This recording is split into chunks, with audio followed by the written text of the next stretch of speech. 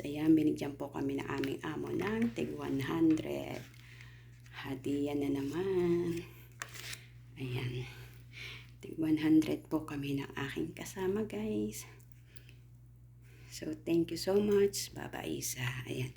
Nung last 2 weeks po, ang nagbigay sa amin ay si Doc Pahat. Pero ang sabi niya sa nanay at sa tatay niya. Pero, ewan ko lang din baka sa kanya, guys. So, diba?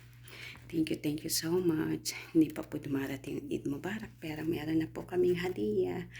Ayan. So, thank you, Baba Isa. Ayan. At baka naman, Madam, magbigay ka. O, ayan, di ba?